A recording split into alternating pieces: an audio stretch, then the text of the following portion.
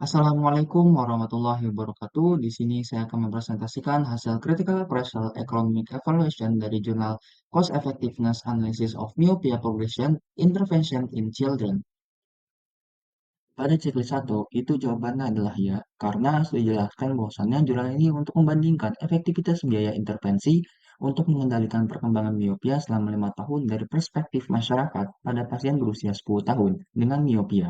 Intervensi miopia yang dipertimbangkan termasuk tetes mata atropin, aktivitas di luar ruangan, lensa kontak, ortokeratologi, HRL, dan red light therapy. Semua intervensi tersebut dibandingkan dengan single fusion lens atau SVL.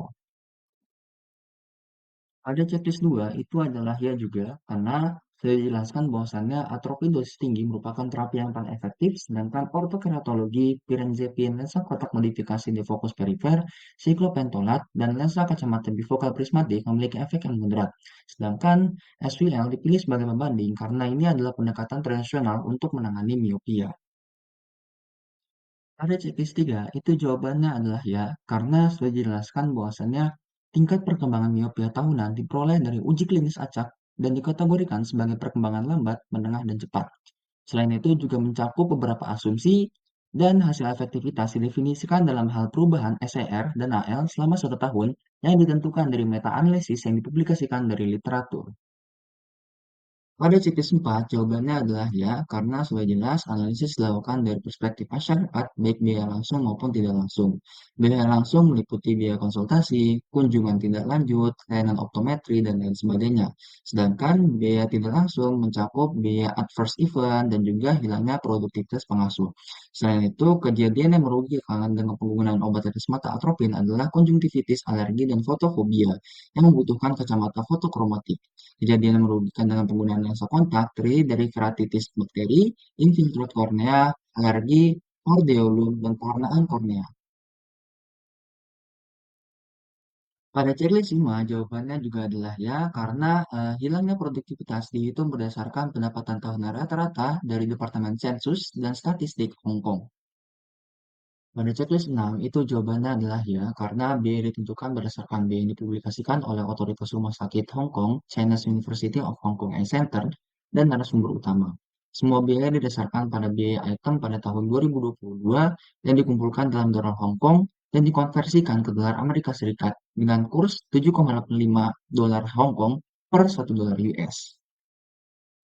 Pada checklist 7, jawabannya adalah ya, karena semua biaya didiskon pada tingkat tahunan sebesar 3% seperti yang direkomendasikan oleh WHO.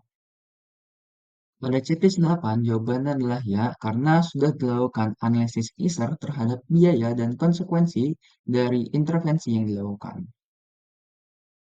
Pada checklist 9, jawabannya adalah ya, karena analisis sensitivitas deterministik dan juga probabilistik digunakan untuk menentukan hubungan antara ketidakpastian model dengan efektivitas biaya. Selain itu, analisis sensitivitas probabilistik juga digunakan untuk menentukan strategi yang optimal pada berbagai willingness to pay atau WTP dalam simulasi Monte Carlo dengan menggunakan 1000 iterasi. Pada checklist 10, jawabannya adalah ya, karena hasil penelitian menunjukkan bahwa pada ambang batas willingness to pay atau WTP yang lebih tinggi, atropin 0,05% merupakan strategi yang paling mungkin hemat biaya, diikuti dengan HL dan red light therapy. Di bawah ambang batas ini, aktivitas di luar ruangan merupakan strategi yang paling mungkin hemat biaya. Selain itu, ortokeratologi adalah strategi yang dominan dalam analisis kasus dasar, yang berarti strategi ini lebih efektif daripada strategi kasus utama. Namun, atropin 0,5% lebih mungkin efektif dari segi biaya daripada ortokeratologi dalam analisis probabilistik.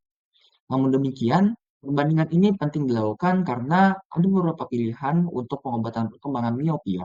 Selain itu, penting juga untuk mengetahui intervensi mana yang menawarkan nilai ekonomi terbaik.